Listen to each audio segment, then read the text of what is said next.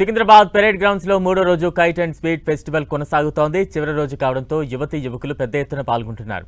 అటు ఈ kite and speed ఫెస్టివల్లో దేశ విదేశాల నుంచి వచ్చిన ప్రతినిధులు పెద్ద ఎత్తున పాల్గొంటున్నారు. మరోవైపు కైట్ అండ్ స్పీడ్ ఫెస్టివల్ చివరి రోజు కావడంతో అందుకు తగ్గట్లుగా ఏర్పాట్లు చేశారు అధికారులు. మరింత సమాచారం మా ప్రతినిధి రాముడు అందిస్తారు.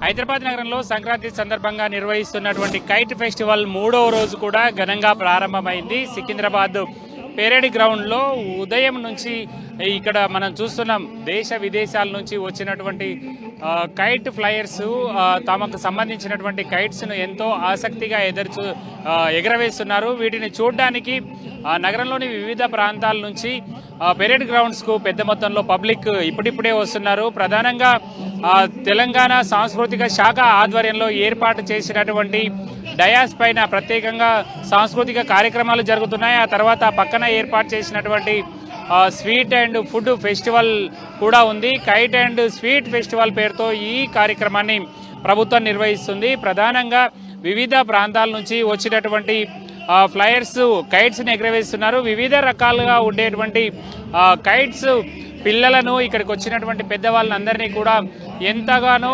ఆకర్షిస్తున్నాయని చెప్పవచ్చు. వీటన్నింటినీ ఎంతో ఉత్సాహంగా పిల్లలు కేరింతలు వేస్తూ చూస్తున్నారు. మనం చూస్తే వివిధ రకాలలో ఉండేటువంటి కార్టూన్స్ కానీ అదేవిధంగా వివిధ రకాలైనటువంటి కైట్స్ను ఎగరవేస్తున్నారు. వివిధ సంస్కృతులను తెలిపే విధంగా ఇవన్నీ కూడా ఉన్నాయి.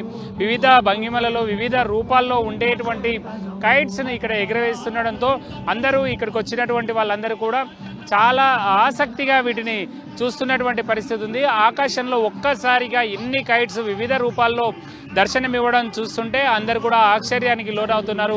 పండగ వాతావరణం ఈ సికింద్రాబాద్కు సంబంధించినటువంటి పెరేడ్ గ్రౌండ్ చుట్టూ ఈ ప్రాంతం అంతా కూడా పండగ వాతావరణం నెలకొంది. ఒకవైపు స్వీట్ కైట్ ఫెస్టివల్ పేరుతో నిర్వహిస్తున్నటువంటి ఈ కార్యక్రమం మూడవ రోజు ఈ రోజు ముగించనుంది. ఈరోజు సాయంత్రం రాత్రి 10 గంటల వరకు కూడా ఈ కార్యక్రమాన్ని నిర్వహించేందుకోసం అధికారులు అన్ని ఏర్పాట్లు చేశారు. ఎక్కువ మంది వస్తున్నారన్నటువంటి నేపథ్యంలో ఒకవైపు traffic and law and order పోలీసులు ఎలాంటి ఇబ్బందులు రాకుండా చూసుకుంటుండగా మరొక వైపు తెలంగాణ టూరిజం శాఖ డిపార్ట్మెంట్ అదేవిధంగా సాంస్కృతిక శాఖకు సంబంధించినటువంటి విభాగాల అధికారులు జిహెచ్ఎంసీ విభాగాల అధికారులు ఈ ఏర్పాట్లన్నింటినీ కూడా ఎక్కడ ఎలాంటి లోటుపాట్లు లేకుండా చూస్తున్నారు.